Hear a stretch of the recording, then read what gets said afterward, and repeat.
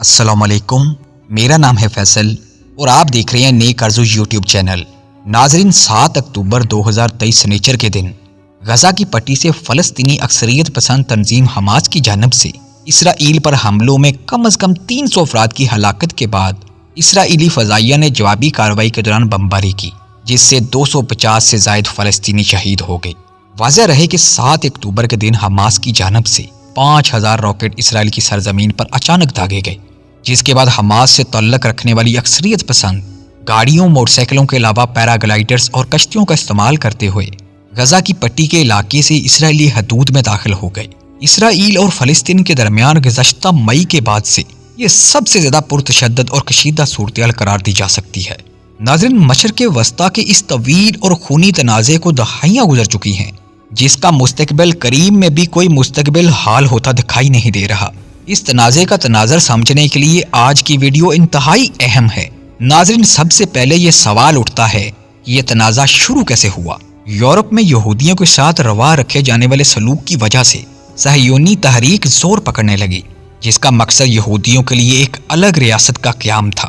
اس وقت فلسطین کا علاقہ سلطنت عثمانیہ کے کنٹرول میں تھا، تاہم پہلی جنگ عظیم کے بعد یہ خطہ برطانیہ کے زیر تسلط آیا۔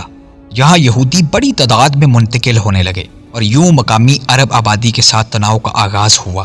برطانیہ اور فرانس نے مشرق وسطیٰ کو تقسیم کیا اور مختلف ریاستیں قیام میں آئیں، تاہم فلسطین برطانیہ کے زیر تسلط ہی رہا، جہاں عرب قوم پرستوں اور صہیونی تنظیموں کے درمیان کشیدگی بڑھنے لگی۔ صہیونی تنظیموں نے عسکری گروہ قائم کر لیے، جنہوں نے دوسری جنگ عظیم کے بعد الگ ریاست کے لیے دباؤ بڑھانا شروع کر دیا۔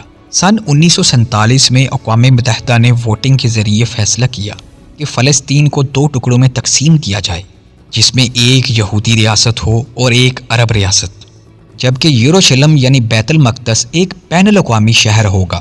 تاہم 14 مئی 1948 کو اسرائیل کا قیام ہوا تو اگلے ہی دن اردن، مصر، شام اور عراق نے حملہ کر دیا۔ یہ پہلی عرب اسرائیلی جنگ تھی۔ اقوام متحدہ کے منصوبوں کے مطابق جہاں عرب ریاست بننا تھی، وہ علاقہ مختلف ممالک کے قبضے میں آ گیا اور یوں فلسطینیوں کے لیے ایک سانچے نے جنم لیا۔ 7.5 لاکھ فلسطینی ہمسایہ ممالک خود فرار ہوئے، انہیں اسرائیلی فوجیوں نے بے دخل کر دیا۔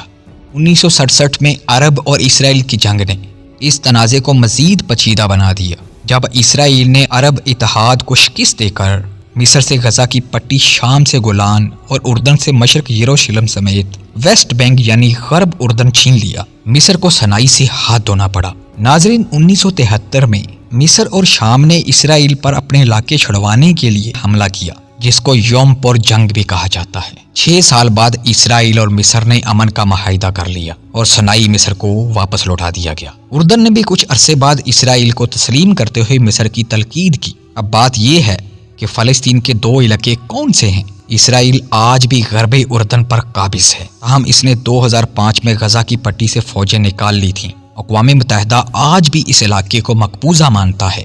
اسرائیل پورے بیت المقدس کو اپنا دارالخلافہ مانتا ہے، جبکہ فلسطینی مشرقی بیت المقدس کو مستقبل کی فلسطینی ریاست کا دارالحکومت مانتے ہیں۔ اس وقت 2 فلسطینی علاقے ہیں، جن میں ایک غرب اردن اور ایک غزہ کی پٹی ہے۔ ان دونوں علاقوں کے درمیان 45 کلومیٹر کا فاصلہ ہے۔ غرب اردن کا علاقہ 5970 سکوائر کلومیٹر، جبکہ غزہ کی پٹی صرف 365 سکوائر کلومیٹر پر محیط ہے۔ غرب اردن یروشلم اور اردن کے درمیان موجود ہے، جبکہ غزہ کی پٹی 41 کلومیٹر طویل اور 10 کلومیٹر چوڑی ہے۔ غزہ کی پٹی کی سرحد کا 7 کلومیٹر حصہ مصر سے ملتا ہے اور ایک جانب بحیرہ روم واقع ہے۔ غزہ میں فلسطینی اکثریت پسند گروہ حماس برسر اقتدار ہے، جس نے اسرائیل سے کئی مرتبہ جنگ کی۔ اسرائیل اور مصر سختی سے غزہ کی سرحدوں کی نگرانی کرتے ہیں، تاہم حماس تک ہتھیار نہیں پہنچنے دیتے۔ ناظرین، دوسری جانب غرب اردن میں بین الاقوامی طور پر مانے جانے والی فلسطینی حکومت ہے، جس میں فتح تنظیم کا اہم کردار ہے۔ تاہم یہ جو علاقہ غرب اردن ہے، اس میں 86% فلسطینی ہیں، جبکہ 14% لوگ اسرائیلی ہیں۔ زیادہ تر اسرائیلی بستیاں 70، 80، 90 کی دہائی میں تعمیر ہوئی تھیں، مگر گزشتہ 20 سالوں میں ان کی آبادیوں میں اضافہ ہوا ہے۔ اسرائیل ان بستیوں کو پانی اور بجلی جیسی سہولیات فراہم کرتا ہے اور ان کی حفاظت اسرائیل کی فوج کرتی ہے۔ حماس غزہ کی پٹی پر برسر اقتدار فلسطینی اکثریت پسند گروہ ہے، 2007 میں اقتدار سنبھالنے سے اب تک اسرائیل کے ساتھ متعدد جنگیں لڑ چکا ہے۔ ان جنگوں کے علاوہ حماس نے اسرائیل پر ہزاروں راکٹ داغے اور کئی حملے کیے۔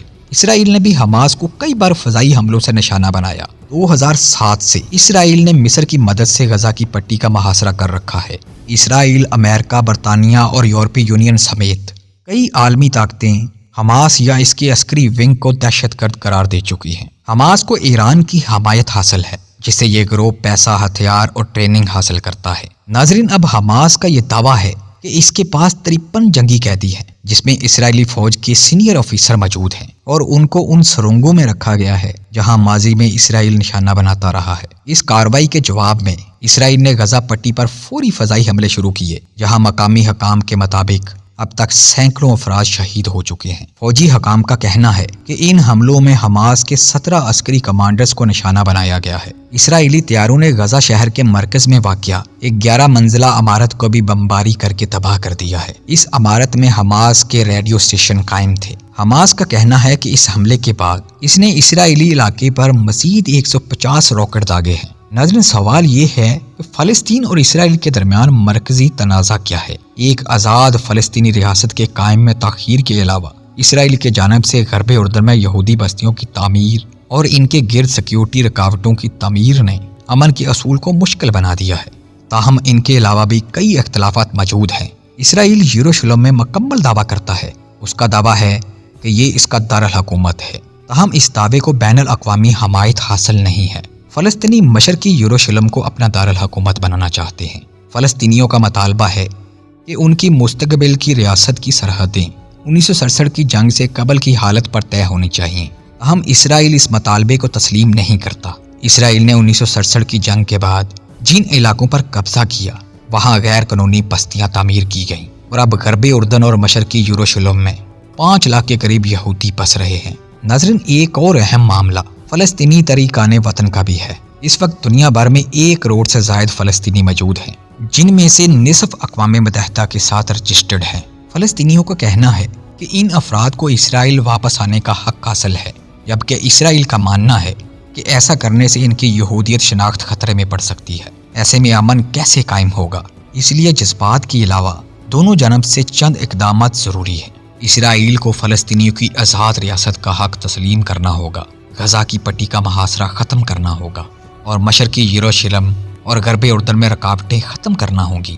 دوسری جانب فلسطینی گروہوں کو بھی تشدد ترک کرنا ہوگا۔ ساتھ ہی سرحدوں، یہودی بستیوں اور تارکین وطن کی واپسی کے معاملے پر بھی سمجھوتہ ضروری ہے۔ مجھے دیں اجازت۔ اللہ آپ سب کا حامی ناصر ہو، اور اگر مزید ویڈیوز دیکھنی ہیں تو اس چینل کو سبسکرائب لازمی کریے۔ اللہ حافظ۔